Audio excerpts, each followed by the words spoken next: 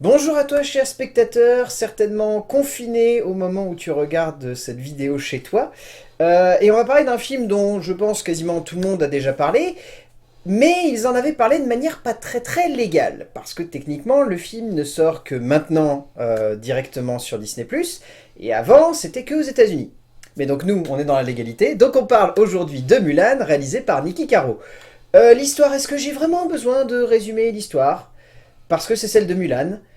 Son papa est appelé à la guerre, son papa est vieux, et elle décide de prendre sa place dans l'armée en se faisant passer pour son fils. Qu'elle n'est pas, puisque c'est une fille. Voilà. Je pense qu'il n'y a pas forcément besoin de tergiverser. Je pense que la majorité d'entre vous connaissent bien l'histoire de Mulan, parce que ça fait partie de ces Disney qui, lorsqu'il est sorti, a fait l'effet d'une bombe, et qui même encore aujourd'hui reste et est considéré par beaucoup comme peut-être l'un des meilleurs Disney produits.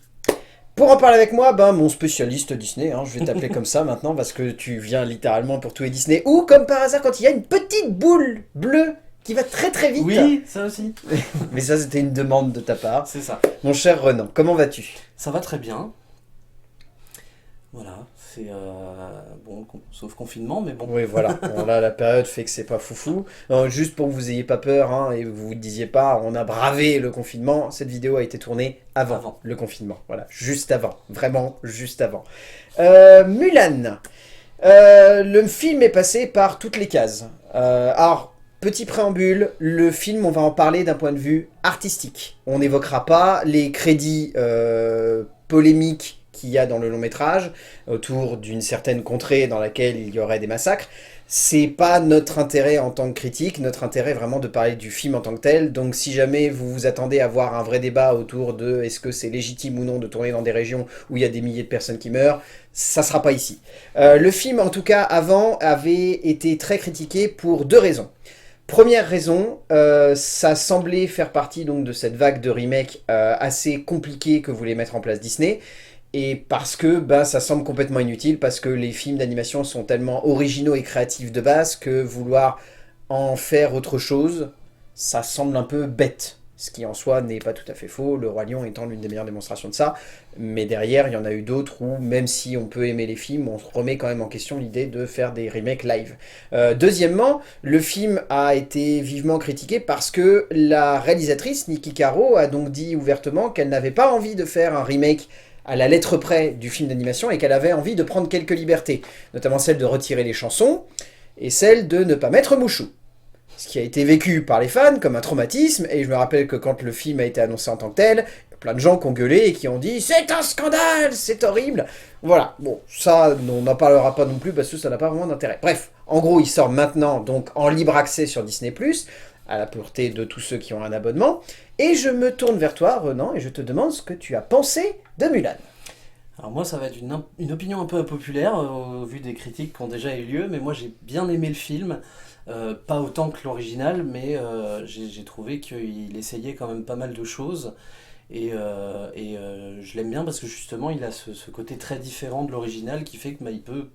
Enfin, ça n'efface pas l'original, ça ne vient pas le remplacer, ça ne vient pas non plus le trahir, le trahir, puisque c'est vraiment un autre film.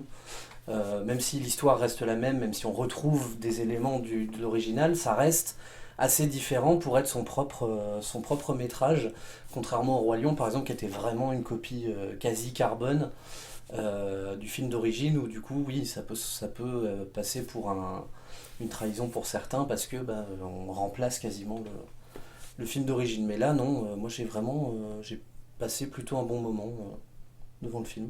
Eh ben, tu sais quoi? On va être deux à avoir une opinion impopulaire. Ah. Parce que pareil, j'ai pas passé un mauvais moment devant Mulan. Je dois reconnaître que le film a été tellement bâché, assassiné, dégommé avant sa sortie, que lorsqu'il est sorti, du coup, on était un peu tous les deux en train de constater ça.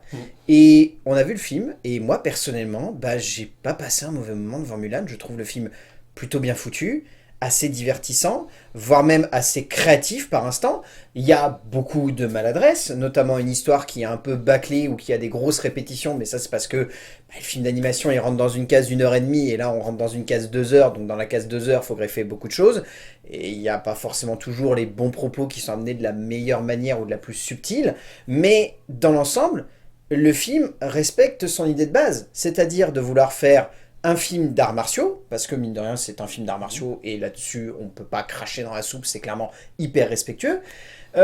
Déjà on peut également saluer aussi le fait que, bah, mine de rien, c'est un casting 100% asiate, ce Oui. qui peut sembler anecdotique, mais en fait pas du tout. Je trouve, dans la vague de remakes qu'on a eu dernièrement, c'est quand même un film qui au moins a cette ambition d'être dans la même veine qu'Aladin. Aladdin, Exactement. pareil, on peut pas cracher dans la soupe le fait que au moins ils collent avec leur concept de base, c'est-à-dire on va pas trahir la sève originelle du film et on va pas foutre des acteurs américains lambda dans les rôles principaux. On va rester dans un casting 100% asiate, et il faut avouer qu'il y a de sacrées têtes en plus qui sont utilisées dans le film. On en parlera après, mais il y a quand même des acteurs qui sont hyper connus.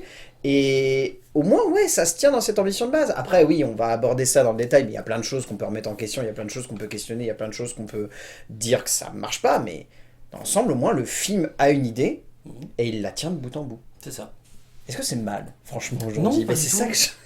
C'est pas mal. Non, pas du tout. Et puis même l'absence des personnages du film origine, c'est pas un problème. Enfin, faut vraiment partir du principe que c'est un remake, c'est pas forcément un. Un copier-coller ou un... C'est un peu le débat remaster-remake dans le jeu vidéo. On n'est pas devant un remaster de Mulan où on le transpose en live, c'est vraiment un remake. Prenez Final Fantasy VII Remake, il est différent de l'original, bah là c'est pareil. C'est un peu. Forcément, il y aura des différences et c'est mieux en final qu'il y ait des différences parce que. Vous regardez Le Roi Lion par exemple, bon, nous on était assez positifs dans la critique, mais c'est vrai qu'en le revoyant, on s'aperçoit que on prend pas notre pied comme on prenait notre pied avec l'original, quoi. Et peut-être la nostalgie qui joue aussi pour le Je Roi pense Lion. qu'il y C'est a vrai un que... gros, de toute façon, sur toutes les critiques de remake, je suis à peu près persuadé qu'il y a un énorme biais nostalgique chez tous les gens qui voient Bah, c'est tous les gens de notre âge, en fait, Voilà, parce que tous c'est les gens de vraiment notre notre âge, voilà. génération. Il y a un gros biais nostalgique. Après, c'est vrai que c'est très très difficile de se distancer de ça. Maintenant, moi, il y a des moments où j'ai eu du mal, par exemple, sur le personnage de Yao, par exemple, où je peux pas m'empêcher de me dire, mais du coup, il a pas du tout le charisme du personnage Ah bah de non. l'origine. Non, non. Mais du coup, je me dis, oui, mais c'est pas le même. Voilà. Ouais, c'est Faut ça. rester. C'est assez compliqué, c'est un exercice assez compliqué de se distancer de l'original et d'essayer de pas constamment penser au film comme ah bah tiens, c'est pas comme dans l'original, ah tiens, c'est moins bien que dans l'original, etc. Ce que beaucoup de gens ont tendance malheureusement à faire. Voilà, c'est ce que je reproche à beaucoup de critiques qui font beaucoup trop la comparaison avec l'original. Et comme les intentions, en plus les intentions du film sont assez différentes quand même, et du coup, tu peux pas avoir les scènes de la même façon. Je peux prendre un exemple, par exemple la scène où dans l'original ils sont en train de chanter, d'un seul coup la musique s'arrête et ils tombent sur un champ de bataille dévasté. Mhm. Il y a un poids émotionnel dans cette scène-là parce que c'est là qu'on découvre la mort du père de Shang. Sauf que là, comme Shang n'est pas là et qu'il n'y a pas cet impact émotionnel, cette scène elle n'a pas lieu d'être présente de cette manière. Et donc elle est amenée de manière très différente de l'original, mais c'est normal. Puisque c'est plus la même intention. C'est ça. Et pourtant, j'ai vu plein de fois comparer que ah, mais du coup, vous vous rendez compte, regardez la scène dans l'original, c'est vachement impactant et tout, là, ça arrive comme un cheveu sur la soupe. Bah oui, parce que c'est pas censé être impactant à ce moment-là. Il y aura d'autres scènes qui peuvent être plus impactantes à d'autres moments du film. Et ben c'est parfait, tu me permets de greffer tout subtilement la partie scénario. Donc Voilà. le scénar écrit par Rick Jaffa, Amanda Silver, Elizabeth Martin et Lauren Hynek. Rick Jaffa et Amanda Silver, c'est quand même des grosses têtes pensantes à Hollywood en général. C'est eux qui sont à la base quand même du reboot de La Planète des Singes. Et ils ont écrit un autre paquet de trucs, mais tu verrais, mais c'est monstrueux. Clairement, on est devant une œuvre où, comme tu le dis, en termes d'écriture, ça veut à la fois reprendre la sève originelle du film de 92, 96 98. 98, de 98, et en même temps s'en détacher parce qu'on ne peut pas refaire la même chose. Non. Et ce que je trouve intéressant, c'est qu'il y a des personnages qui sont enlevés, comme tu le dis, c'est nécessaire, parce que le but premier, c'est d'en faire un film sur les femmes. C'est ça. Beaucoup plus féministe que le Mulan d'origine, qui lui avait un propos aussi féministe en un sens, mais beaucoup plus subtil par rapport à l'histoire qui était développée. Là, le propos féministe, alors dès les premières minutes, vous allez vous rendre compte qu'il est très frontal, qu'il est très direct, et qu'il n'est pas vraiment subtil, parce qu'il y a des moments où, voilà. Mais il est pas subtil, par contre, c'est pareil, j'ai vu des critiques qui disaient qu'il échouait dans son message féministe, alors qu'au contraire, pour moi, c'est l'inverse. En plus, la manière dont Mulan est amenée, elle est complètement inversée par rapport au film d'origine, où le film d'origine, elle devient forte au fil du film, là, elle est quasiment... Elle est forte dès le début. Elle est forte dès le début, mais il y a une vraie raison derrière, en fait.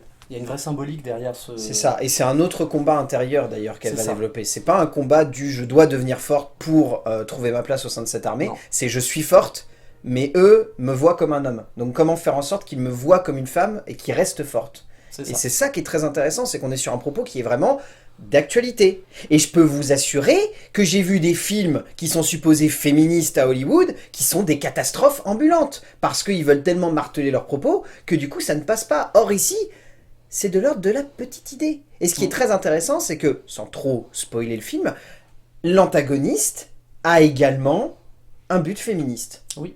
Parce que c'est deux femmes, et deux femmes qui sont regardées de manière très maladroite, pas toujours très subtile, ça par contre le regard masculin est très très mal amené je trouve au sein du film, hormis sur un personnage ou deux qui sont plutôt bien amenés, mais sinon je trouve dans l'ensemble que les regards masculins sur les personnages féminins sont très misogynes et très vieille école. Enfin, je sais qu'après Après, je me c'est le demande si contexte du film. Je pense que c'est voulu. Hein. C'est le contexte historique du film qui fait ça, ce qui fait que ça passe un petit peu plus que si ça avait été aujourd'hui et qu'on avait ce genre de propos au sein du film où ça passerait pas. Mais dans l'ensemble, ça se tient. Et puis, ouais, on est sur un film qui veut mettre ça en filigrane, mais qui veut pas nous marteler ça à la gueule. Et ça, je trouve ça très noble finalement, de la part de ces 4 scénaristes. Ouais. Et 4 scénaristes, au final, il n'y a qu'un seul mec en plus dans les scénaristes. Il n'y a que Rick Jaffa. Sinon, c'est que des femmes qui ont écrit le film. Ce qui montre bien qu'il y a une vraie démarche. Il y a aussi une vraie différence au niveau du méchant. C'est-à-dire que dans l'original, le méchant était méchant juste parce qu'il est méchant. Non mais c'est vrai. En fait, je me suis fait la réflexion à un moment où je me suis dit... merde, comment il s'appelait déjà ? Je sais plus. Bref. Parce que j'ai le nom en tête de celui-là et du coup l'autre m'est sorti de la tête. Mais bref. Shan Yu. Voilà, ça y est. Shan Yu, en fait, c'est un des méchants Disney les moins... qu'on retient le moins en fait parce qu'en fait il a aucun je suis méchant parce que je suis méchant. Il est méchant parce qu'il est méchant, il a aucune vraie motivation à être méchant à part d'être méchant et il a aucun vrai problème avec le personnage principal. Là on a un méchant qui aussi n'a pas vraiment de problème avec le personnage principal mais il y a une motivation derrière, il y a une vengeance, et du coup on est beaucoup plus même s'il est clairement moins terrifiant, il fait moins peur, mais on est plus investi dans ce qu'il fait parce qu'il a vraiment une motivation. Et le fait est que dans cette motivation-là, il va entraîner l'antagoniste, donc la fameuse sorcière, qui en fait, il la traite comme son esclave, hein, tout simplement. Bah, c'est son esclave. C'est son esclave. C'est vraiment son esclave. Et justement, c'est là où il va y avoir une vraie grosse différence avec le film d'origine qui va amener beaucoup de changements, notamment dans la deuxième partie du film, à partir de tout ce qui est le moment où en fait Mulan révèle... à partir de la grosse bataille. La grosse bataille, ouais. Après la grosse bataille, dès lors que Mulan en fait est révélée comme étant enfin... le mensonge de Mulan est dévoilé, voilà. Dès lors que le mensonge de Mulan est dévoilé, le film prend vraiment une direction très différente de l'original. Alors qu'avant, on suivait quand même pas mal le clairement. fil rouge. Mais ouais, au final, c'est... Et puis même les rajouts de scènes, je dirais plus des extensions de scènes, étrangement, parce que c'est pas comme le Roi Lion où il y a vraiment des scènes qui sont... Il y a quand même toute l'intro qui est rajoutée. Il y a toute l'intro qui est rajoutée, ouais, mais parce que c'est ça qui en fait est important, c'est que mine de rien, on a tendance à l'oublier, mais dans un film d'animation, on peut pas introduire les personnages de la même manière que dans un film live. Dans un film live, il faut que ça soit beaucoup plus concret, il faut que ça soit beaucoup plus fort, parce que là où dans le film d'animation, on a tendance à se dire...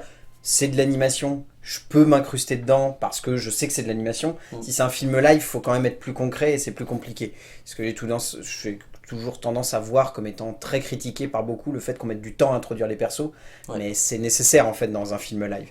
Et oui, c'est vrai que oui, c'est plus des extensions de scènes qui sont vraiment rajoutées dans le film, qui peuvent sonner comme un petit peu longues par moments, j'ai la sensation quand même. C'est des dialogues qui sont un peu à rallonge, c'est des personnages qui sont un peu surexposés, c'est des rajouts de scènes qui sont pas toujours nécessaires, mais il y a d'autres moments où ça fonctionne plutôt bien. Je trouve notamment que cette bataille, qui est du coup un petit peu plus longue que dans le film d'animation, elle est vraiment bien foutue, elle a un vrai rythme, et... j'ai vu plein de gens s'amuser à critiquer la scène comme quoi visiblement il y aurait un truc pas cohérent par rapport à la place qu'aurait Mulan dans la bataille. Je trouve pas forcément, j'ai trouvé que c'était plutôt bien amené et que justement le côté diversion et Mulan qui fait son truc de son côté, ça rend la scène assez impactante finalement. Mais ouais, au final, c'est peut-être juste ça qu'on pourrait reprocher en termes d'écriture. Cette sensation que c'est peut-être un petit peu trop étendu et que ça mériterait peut-être plus de faire 1h40 que 2h. C'est peut-être le seul gros reproche que je pourrais faire. Ouais, ça dépend. J'ai trouvé qu'il y avait des scènes qui étaient rajoutées qui étaient quand même intéressantes dans l'installation du... Surtout, en fait, c'est surtout les scènes qui sont dans le camp. pendant tout l'entraînement de Mulan, en fait, bon, comme il n'y a pas la chanson, du coup, il faut passer par par d'autres procédés pour arriver à montrer les relations entre les personnages, et notamment les scènes dans la tente, qui étaient à la fois comiques et tout, et j'ai trouvé ça plutôt amusant de rajouter ça, parce que en fait, on se représente pas bien dans le film d'origine. En fait, on voit les mecs qui se battent tout le temps et tout, mais on voit pas vraiment ce que c'est que de vivre avec des hommes quand on est une femme dans le film d'origine. Et là, on le montre clairement, où genre les mecs, ils sont dans la tente, ils sont tous torse nu, l'autre elle arrive là-dedans, elle fait qu'est-ce que c'est que ce bordel. Et du coup, bon, elle trouve un moyen de se dérober pour pas passer trop la nuit avec les autres, mais j'ai trouvé ça intéressant comme de montrer la vraie différence entre le comportement masculin assez bon, c'est très exagéré, hein, tous les mecs se comportent pas comme ça, heureusement, mais c'est assez rigolo de vouloir montrer cette espèce de dichotomie entre le comportement masculin et féminin. Et ouais, ça c'est un rajout qui est intéressant. Après, il y a un autre rajout que j'ai trouvé qui a beaucoup été critiqué et qui, pour moi, apporte quelque chose au message féministe, c'est le système du chi. Oui. En gros, en gros, tout le monde a le chi, en gros, quasiment, sauf que chez certaines personnes, il est plus fort que d'autres, et il se trouve que les deux seuls personnages où le chi est puissant, ce sont les deux personnages féminins forts du film, Mulan et la sorcière. Et en fait, tout le message du film va tourner autour de ça, en fait. Et j'ai trouvé ça intéressant parce que ça amène vraiment cette idée que en fait, c'est presque leur féminité, leur chi. Et puis au-delà de ça, c'est vraiment l'équilibre entre le bien et le mal qui est personnalisé au travers de deux femmes, et ce qui peut sembler très anecdotique et peut être critiqué par certains qui aiment bien râler, mais alors honnêtement, en termes d'imagerie et en termes de scène, ça rend bien, comme tu dis, ça rend vraiment bien. En termes de mise en scène, donc c'est réalisé par Niki Caro, qui est une réalisatrice dont c'est la première incursion dans le genre de l'action, et on va en parler, ça se voit un petit peu, qu'on se le dise. En termes de mise en scène, comme je le disais en introduction, on était plutôt tombé d'accord là-dessus, le film est assez créatif. Ouais. Il y a vraiment une envie de créer une imagerie qui soit pas forcément folle, mais une envie de créer une imagerie qui soit quand même assez marquante pour le spectateur. Je dis pas non plus que le film va être créatif de A à Z et que constamment il va révolutionner l'imagerie de l'héroïne au sein de l'univers Disney. C'est clairement pas le propos de Niki Caro, mais elle a envie quand même de proposer un film qui visuellement ait un impact sur le spectateur, l'embarque dans son univers, tout en restant quand même un petit peu fidèle à la mythologie qu'il met en place. Et au-delà de ça, et c'est un point que je trouve très intéressant, comme on l'évoquait, il n'y a plus Mushu, et pour autant, je trouve que le côté spirituel du film, comme on l'évoquait avant par le biais notamment du chi, est très très bien rendu visuellement. Ouais. Et ça impacte vraiment l'émotion du spectateur, et ça fait que je pense que c'est pour ça que moi j'ai vraiment aimé le film, par instant. Ok, il y a plein de maladresses, il y a plein de choses qui ne fonctionnent pas, mais il y a quand même cette envie d'être spirituel, ce qui, mine de rien, colle avec l'idée d'un cinéma asiatique qui est spirituel. Les 3/4 des films asiatiques, si vous matez des films de Hong Kong, de Chine, du Japon ou de Corée, ce sont des films qui sont très spirituels, qui sont attachés à cette idée que l'être humain est raccordé à la Terre et que si la Terre va mal, le personnage va mal. Et dans le film, il y a plein d'instants où Niki Caro, elle colle avec cette optique-là. Si la Terre est jonchée de sang, les personnages vont être mal. Et il y a plein de petits instants où on va se dire « Ok, ça a un vrai impact sur moi parce que cette spiritualité, même si je ne suis pas forcément attaché, je la ressens. » Et je trouve que mine de rien, en tant que metteur en scène, même si on peut reprocher plein de choses derrière, ce qu'on va certainement faire, ça reste quand même un vrai propos, une vraie ambition et quelque chose de sincère. Même dans les couleurs, il y a je prends justement cette histoire de chi, plus elle essaye de mentir, en fait, plus on est dans des tons froids. Et en fait, plus elle embrasse sa qualité de femme, sa féminité, plus on a des tons chauds à l'image. Et en fait, il y a cette dualité. Le moment ultime où justement elle ment au max, c'est la scène qu'on voit dans le film d'origine où elle est dans l'eau et où il y a l'autre qui vient derrière et là où elle se cache. Et là, en fait, c'est noir, bleu foncé. Enfin, c'est vraiment ton ultra froid. C'est le moment où elle ment le plus fort en fait, c'est-à-dire qu'elle est vraiment nue et qu'elle se cache et qu'elle fait tout pour se faire passer pour un mec quand même. Et le moment ultime où son chi se révèle, c'est ultra chaud jusqu'au point qu'il y a le phénix qui vient. Voilà, c'est presque. Il y en a même, ça a même été critiqué comme étant ridicule, mais en termes de symbolique, il y a vraiment un. Puis en sachant qu'on n'a pas Mushu, c'est quand même bien d'avoir cette image-là derrière qui impacte le spectateur. C'est une imagerie qui est assez symbolique et forte et qui renforce le côté féministe du film en fait.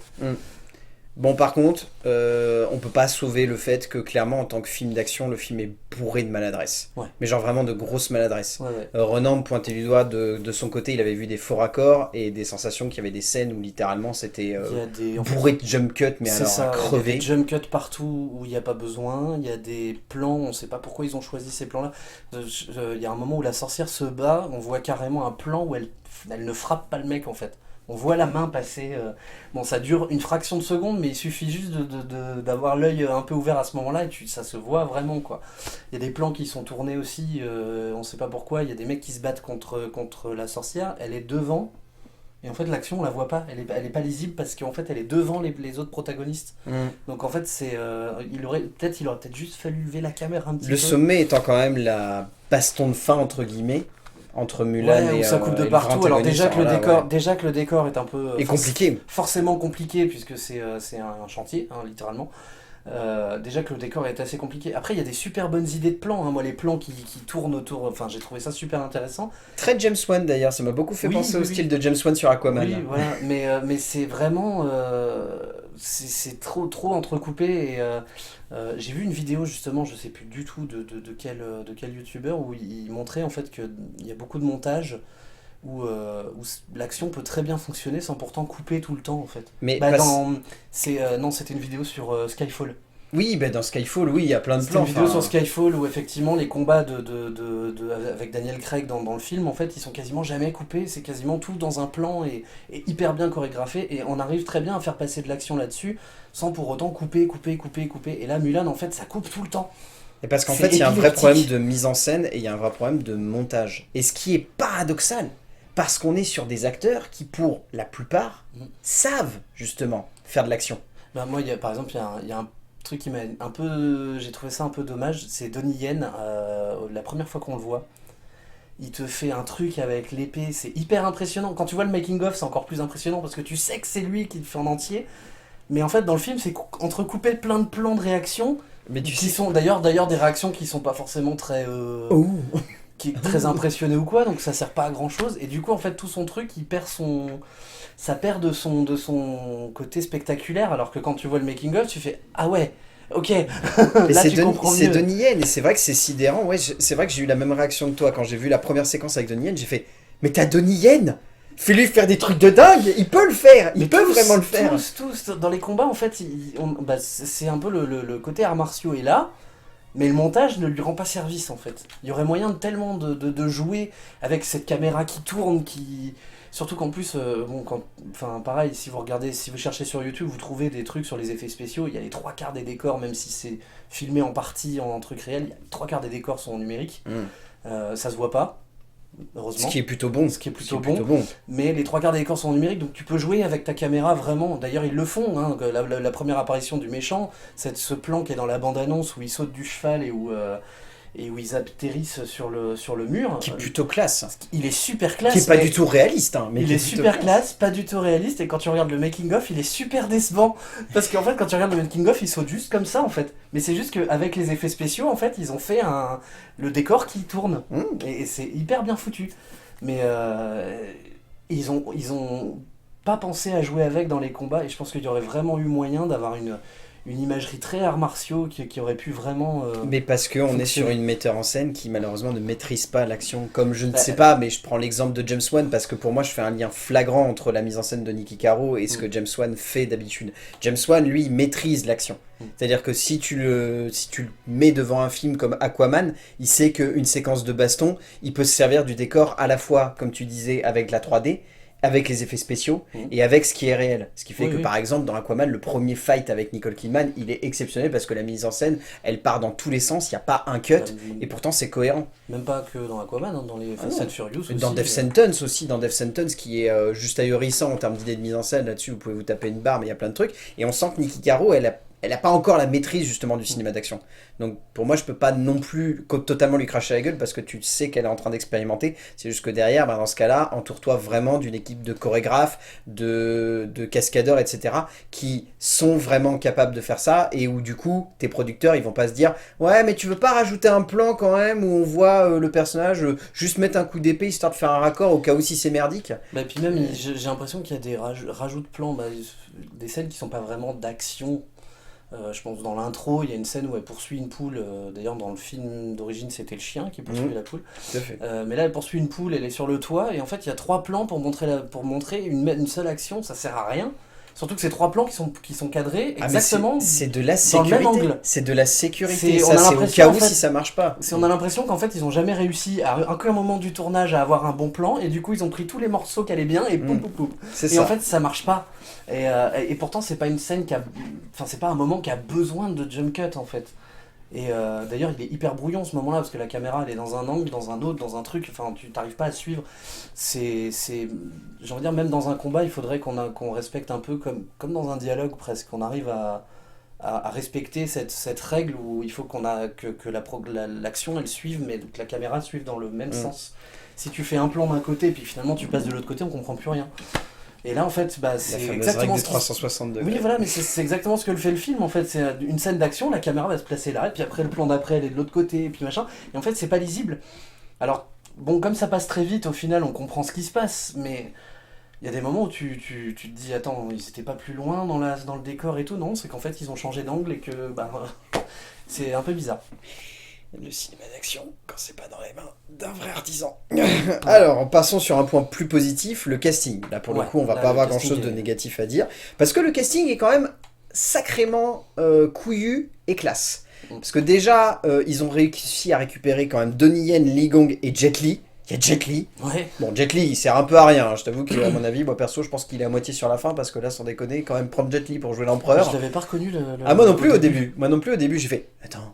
Non, moi je l'ai même pas reconnu. C'est après, quand j'ai vu que Jet Li, il était où? Puis je regarde sur internet. Ah, ok, bon.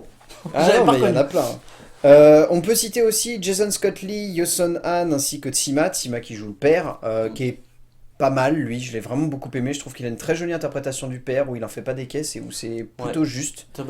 Sur la mise en scène, il y a des petits soucis de maquillage d'ailleurs au début. Il y a un moment où on voit le père, on a l'impression que c'est un deepfake. Oui, non, mais c'est très bizarre. C'est un peu triste. Mais sinon, non, le casting est vraiment de bonne qualité. C'est sans aucun doute. Il y a un petit clin d'œil d'ailleurs à la fin où on voit l'actrice qui prêtait sa voix à Mulan dans l'original, Ming-Na Wen, c'est ça? Je crois, ouais. Je sais même pas pourquoi je me rappelle pas de son nom, puisqu'elle joue dans Agents of S.H.I.E.L.D. Mais ouais, Ming-Na Wen, c'est que je l'ai jamais prononcé à haute voix, donc ça... Et il faut parler d'Yifei Liu, qui joue donc Mulan. Voilà. Elle est bien. Moi, personnellement, j'ai bien aimé son interprétation. C'est pas forcément hyper transcendant. Je t'avoue que je pense qu'ils auraient plus gagné à avoir une actrice avec un peu plus de bagou et peut-être une meilleure maîtrise du personnage. Pour autant, elle s'en sort bien. C'est jusqu'à la fin, je la retiens pas plus que ça. Peut-être aussi un visage moins... comment dire, pas moins juvénile, mais moins parfait. Ouais, c'est vrai qu'elle a un visage trop parfait. Elle a un visage presque trop parfait, ce qui fait que c'est ce que j'appelle le syndrome Clark Kent. Il y a des moments où quand elle est en homme, on n'y croit pas. Alors moi perso, je t'avoue que justement, je trouvais qu'elle avait un visage qui justement, dans la partie homme, passait plutôt bien. Pas toujours en fait. Il y a des moments où oui, et des moments où je me dis, j'arrive pas à y croire. Et en fait, j'ai le même problème avec les... C'est pour ça que je n'arrive pas. Superman au cinéma, je n'y arrive pas. C'est pas possible. Je ne peux pas croire que les gens ne reconnaissent pas un mec juste parce qu'il a des lunettes et une mèche qui change. La magie du cinéma. La magie, oui, mais là, tu vois, c'est vraiment la suspension de crédulité. En fait, il y a un moment où il y a une limite et en fait, moi, ma limite, elle est là. C'est vrai que oui, on peut avoir un problème avec Yifei Liu. Et en fait, Yifei, elle a le visage presque trop parfait. Il y a des petits... C'est pas souvent, c'est vraiment rare, mais... Il y a des moments où tu te dis mais comment ils arrivent pas à griller que c'est une meuf, quoi. C'est vrai. Je veux dire, même ne serait-ce que il y a un truc, je me suis fait la réflexion, il y a une scène où elle est devant Donnie Yen comme ça au garde à vous Genre personne ne tilte qu'elle a pas de pomme d'Adam. Elle rigole pas, moi j'en ai pas de pomme d'Adam, ok hein, Non, mais fais moi, attention. Hein. Non mais bon, je veux dire, elle est quand même pas, elle a Non, pas mais beaucoup oui, de elle bras a- et tout, et elle puis a on rien voit du bien tout, ouais. on voit bien dans son cou en fait, on voit bien les vaisseaux sanguins, et elle a pas de pomme d'Adam et personne ne tilte en fait. Non, mais oui. Il y a des moments comme ça où je me dis mais je sais pas, il aurait fallu trouver un artifice, quelque chose pour que ça. Et il y a des moments où ouais, j'ai trouvé qu'il y avait un petit problème de crédibilité. Après c'est vrai que bon, bah, c'est des personnages qui ne se connaissent pas. Et qui peuvent simplement se dire, bah écoute, oui, Ouais, c'est voilà, ça. nous on connaît, donc on connaît Mulan en tant que femme, donc forcément quand on la voit en tant qu'homme, on fait le. Mais par exemple, il y a des moments, il y a des gens, vous les voyez, en fait, bah, je pense que c'est le film Miss qui est sorti il y a pas longtemps. Oui, tout à fait. C'est vrai qu'Alexandre Witters... Alexandre Witters, si tu le connais pas et puis que tu le vois habillé en Miss, tu ne vois pas du tout que c'est un mec. Parce que tu le connais pas, mais si tu le connais en mec et puis qu'après tu le vois en femme, tu vois la différence. Tu Et en vois fait, ça. tu vois. Et je pense que c'est ça en fait qui fait qu'on a du mal alors que bon, quand on se place du point de vue des autres personnages, après il y a la voix, mais ça j'avais le même problème dans l'original, c'est à quel moment personne se dit mais il a la voix vachement aiguë lui. Ah là Mais là. bon, La magie du non mais limite cinéma, ça aurait, des fois ça ne marche été, pas. limite ça aurait presque été drôle qu'il y en ait un qui fasse une remarque genre mais t'as pas encore mué ou une connerie comme ça, tu vois, histoire de juste rendre crédible le côté voix. Parce que là, t'as des mecs, c'est des guerriers et tout, ils ont tous des grosses voix, machin, et puis l'autre, elle a toute petite voix, et même si elle essaie de la faire plus baisser. grave, ça se voit que c'est pas une voix masculine, quoi. Donc bon, Ouais, enfin ça s'entend plutôt. oui, tout à fait. On arrive à la fin, donc du coup, de cette vidéo sur Mulan. Donc, qu'est-ce que tu en retiens, toi, Ronan, de Mulan? Bah moi j'en retiens un film qui est maladroit mais sincère. On sent qu'il y a quand même un vrai message, une vraie volonté à la fois de se détacher de l'original en faisant vraiment son propre truc avec son message et même s'il y a de la maladresse on sent que ça reste quand même quelque chose on sent qu'il y a eu quand même du cœur à l'œuvre en fait. On sent que c'est pas, même si on sait que c'est fait pour le fric et que Disney l'a fait pour l'argent, on sent que du côté de la réalisatrice il y avait une vraie envie de faire le film, pas comme dans certains films où tu sens que c'est vraiment mercantile et que, Je suis d'accord. là vraiment tu sens une sincérité dans le film, même si c'est maladroit, et franchement je le regarde, je le reverrai avec vraiment du plaisir, ouais. Sans doute moins que l'original parce que forcément il y a la nostalgie, Ouais. mais pour moi il fonctionne et en plus il va dans une direction que j'espérais vraiment, parce que quitte à faire des remakes je préfère qu'ils soient différents, et j'espérais vraiment que Mulan aille dans ce côté un peu épique, bataille, qui n'était pas assez présent dans l'original, et il va exactement dans la direction que j'espérais le voir. Maintenant, il n'y a plus qu'espérer qu'Atlantide aille dans une direction très film d'aventure. On verra ce que ça donnera. Ouais, Mais c'est même pas prévu, je crois, d'ailleurs. ils hésitent, ouais. Donc, voilà, Mulan, pour moi, ça fait partie des remakes de Disney qui valent le coup d'être vus. Eh ben, tu m'as volé ma réplique. Parce que c'était ma réplique maladroite et sincère, celle que j'avais envie de balancer. Mais t'as tout à fait raison, je plus sois à 200% ce que tu viens de dire. C'est clair que Mulan, c'est fait par des gens qui sont sincères.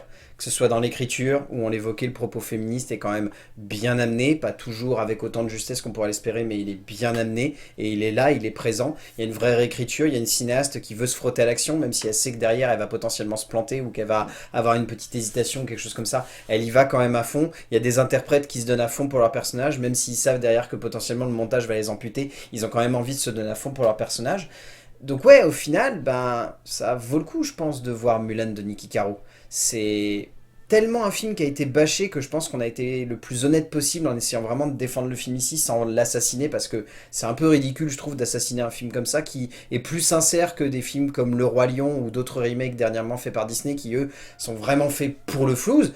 Il y a un petit peu de flouze aussi derrière, on le sait, et on sait que Disney est très content de l'avoir avancé en préventif à 35$, mais ça reste quand même une œuvre qui est faite par des artisans qui ont envie d'y croire, et qui peut-être par moment tombent dans le système du il faut absolument faire un remake, donc ça reste quand même pour le fric, mais au moins ils se donnent à fond, et je pense que c'est pas un des pires remakes qui est fait Disney depuis 10 bonnes années, Oui, quoi, puis en plus, fastoche. il y a une vraie patte visuelle, il y a un vrai côté, les couleurs.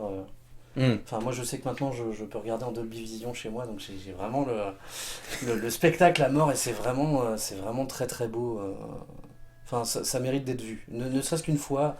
Après, ça plaît pas forcément, hein, Voilà. un peu, mais je trouve qu'il a été injustement bâché. Peut-être peut-être par le côté politique, justement, plus que Peut-être. par le côté artistique. C'est peut-être ça. Mais c'est le souci aujourd'hui, il y a beaucoup de films qui se font lyncher plus par le côté politique que vraiment artistique, et je pense qu'il y a malheureusement des gens qui passent à côté de bons trucs, même si d'accord, c'est pas aller à l'encontre d'une certaine idéologie, là-dessus je suis d'accord, mais ça reste des œuvres qui valent quand même le coup d'œil.